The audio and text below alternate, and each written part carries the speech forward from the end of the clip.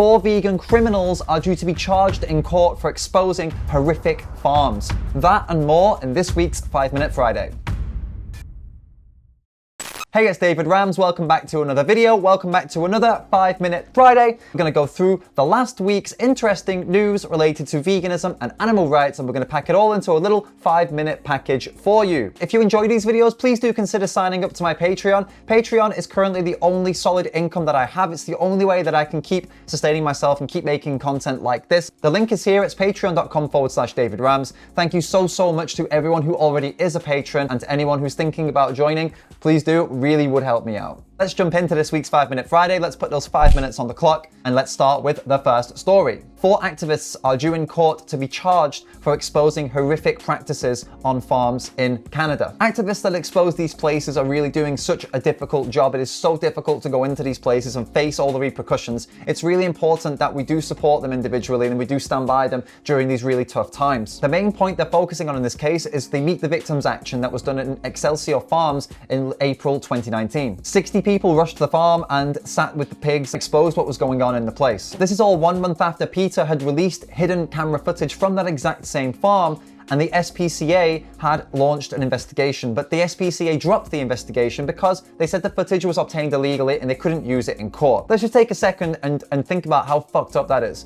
That you couldn't use footage of wrongdoing, of illegal acts in court because the footage was obtained illegally. So let's put it in a human context. If I'm in a place where it's not allowed to film, let's imagine like a government institution, and I see someone beating the crap out of someone else, and I filmed that, they then can't use that in court because I filmed it illegally? No, of course not. It only applies to non-human animals because of these ag laws, which we'll come to a little bit later. The Meet the Victims team went into that farm after this, like 1 month after this whole thing happened. If the government won't take action and the legal route won't work, then we have to take illegal actions to get justice. I mean, this is just common sense, is it not? The 4 activists are due to appear in court in early September, and there is something you can do. On the Instagram page of one of the activists, Amy Serrano, she gave a few clear points of ways that you can help. Comment on news articles covering the trial, showing the media the public won't stand for animal abuse. Contact the BCSPA, ask them if they are recommending charges for Excelsior, and if not, why not? And if they say they were not advised to, ask who advised them. The most recent news on that is that they won't do it because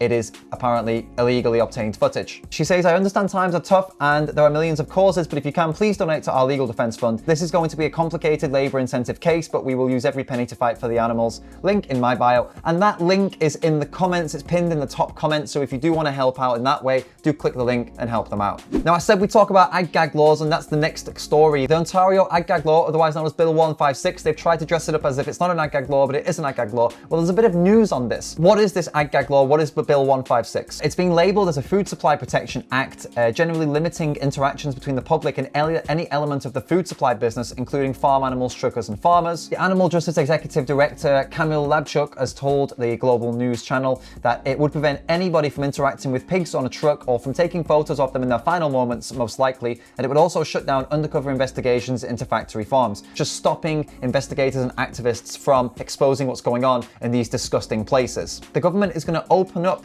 to a public forum on this law, on this ag-gag law. They're going to open up for feedback, for comments from the public. This is important because that hasn't happened yet. It's just gone from politician to politician and they've ended up passing it, but they've never gone to the public for a public comment. If you are based in Canada, please keep an eye out for this. They haven't announced when it's going to be open to the public for comment, but we need to be ready for it. As soon as it is, I will be sure to post it up on my YouTube, on my social media, as soon as that stuff goes live, as soon as you can have a comment on that. I guess they're not going to open it up to a global audience. It's probably just going to be Canada only, but we need to be ready for sure. So let's keep an eye on that and let's make sure we make our voices heard when we get the chance. Now over to the UK, and there has been a rise in vegan hate crimes over the last few years. As more and more people go vegan and adapt to this lifestyle, it's not a surprise that more and more people are going to be taking shit for it. Hate crime is next level, and it's something that I think we should talk about. Hate crimes are classified under any one of these or multiple of these: verbal abuse, intimidation, threats, harassment, assault, bullying, and or damage to property. 172 of these crimes have been committed directly linked with veganism in the last 5 years. 55 of those were just last year. In the UK, there are laws against this now, and ethical veganism is considered a philosophy of life that is protected under laws. So if anyone does this, it is considered a hate crime and they can be charged for it. But if you're in a country where this is not the case, and you're receiving any of this, I really would recommend that you please do get in contact with your local community, your vegan community, meet them, talk to them, get in the Facebook groups, find them on Instagram, find them wherever you can find them, and build yourself a strong community around you. And I really, really hope that you never have to go through anything like this. But as veganism gains popularity, unfortunately, the chances of that are ever increasing. We are halfway into August, and the ABILLIONVEG competition to win $150 is still continuing. If you missed it last week, you can win $150 just by reviewing vegan products on the app ABILLIONVEG. All you gotta do is download the app, enter my referral code, DAVIDRAMMS in all capitals, start reviewing, and that's it. If you make the most reviews in August, you get $150 cash from ABILLIONVEG. That's the reward they're giving out. Don't ask me how they can do it, I have no idea, but they're doing it. Not only that, but every 10 reviews you make, they'll donate $10 to an animal charity, and also for every review you make, they donate 25 cents to me. So you're helping the animals, you're helping me, and you're helping yourself, because you could win $150, and you could donate that if you wanted to, or you can use it for yourself or in tough times.